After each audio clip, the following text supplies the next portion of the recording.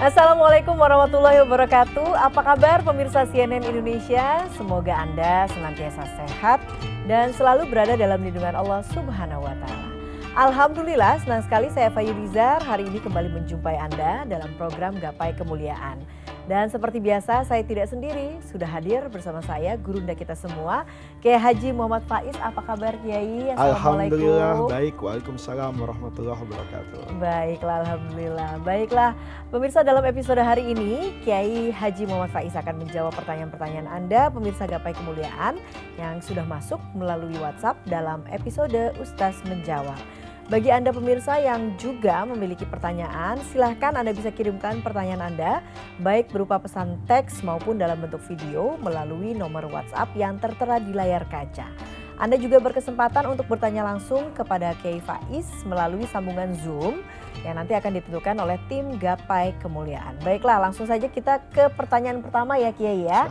Baiklah, ini pertanyaan ada dari Ibu Sri Sundari, ini dari Surabaya. Pertanyaannya dari Ibu Sri adalah, Ustaz, saya sedang dalam kondisi hamil dan seringkali keluar cairan dari kemaluan saya. Apakah dengan itu saya masih boleh sholat atau seperti apa? Iya, jadi semua yang keluar dari kemaluan itu yang suci itu hanya sperma. Di luar itu para ulama menghukumi bahwa itu adalah najis. Tetapi najis ini tidak menjadi halangan orang untuk melaksanakan sholat. Berbeda dengan yang namanya haid. Jadi kalau sekedar keluar cairan, maka tinggal disucikan saja cairan itu, kemudian dia istinja, kemudian dia boleh melakukan sholat dengan wudhu kan. Nah, yang jadi masalah adalah kalau cairannya ini keluar secara terus menerus, tidak berhenti, maka yang seperti ini oleh ulama dihukumi seperti orang yang beser. Ya, jadi tidak bisa menahan pipis misalnya, atau boleh jadi seperti perempuan yang dalam keadaan istihadoh, haidnya sudah selesai tapi darahnya terus keluar. Nah, yang seperti ini kaidahnya adalah menggunakan pembalut agar itu cairan tidak membasahi pakaian yang dikenakan, tidak rembes. Kemudian dia berwudu pada setiap sholat. Jadi satu wudu itu hanya boleh dipakai untuk satu sholat. Jadi kalau nanti duhur sudah wudu, sholat, asar juga harus wudu. Beda dengan perempuan yang dalam keadaan suci kan.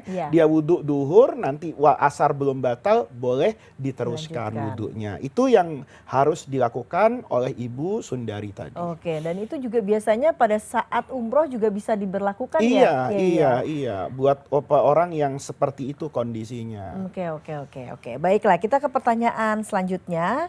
Ini pertanyaan dari Bapak Rizal dari Jakarta Selatan. Pertanyaannya, Kiai mohon penjelasannya dari surah Al-Ma'un ayat 4 yang berbunyi, celakalah orang-orang yang sholat, yaitu orang-orang yang lalai dari sholatnya. Siapa yang Allah maksud dengan orang yang sholat tetapi celaka? Tetapi celaka karena dia melakukan kelalaian. Jadi orang yang sholat itu, ini nggak boleh dipisahkan nih. Celakalah orang yang sholat, wah dia bisa nggak sholat semua kan? Tetapi alladzinahum, yang mereka ketiga sholat itu dalam keadaan sahun. Lalai maksudnya kepada Allah. Ini tafsirannya banyak. Ada yang menafsirkan dia melalaikan dan menggampang-gampangkan sholat. Nanti, kemudian nanti di ujung waktu dia cepat-cepat sholat. Sholat yang seperti ini, itu biasanya tidak bisa menghasilkan kehusuan kepada Allah. Maka dia ketika sholat itu seperti orang yang melakukan gerakan lahiriah tanpa makna. Dia tidak mengerti apa Allahu Akbar, dia tidak meresapi subhana rabbiyal a'la, karena dia sholatnya ini sudah dikejar target, sudah mau habis. Ada yang mengartikan seperti itu.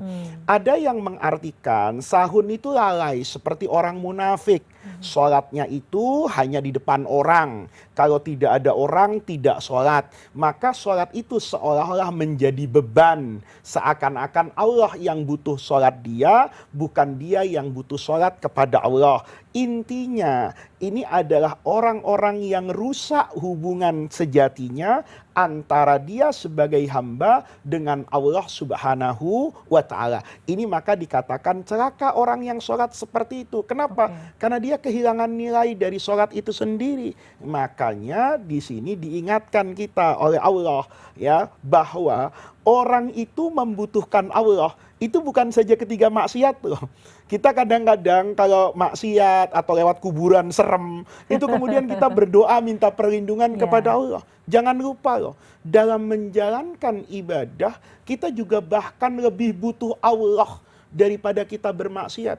Kenapa? Boleh jadi ibadah kita itu terlihat sempurna secara lahiriah, terlihat sebagai orang yang khusyuk, terlihat seperti orang yang sedang membela agamanya, padahal niatannya itu sebatas dunia. Ini yang kemudian diingatkan, celaka orang yang sholat kalau dia lalai dalam sholatnya. Ini kata guru saya, turunannya panjang banget. Celaka orang yang berdakwah model Faiz, yang seakan-akan orang mengatakan hebat ya Faiz ngajarin kita tentang ilmu agama.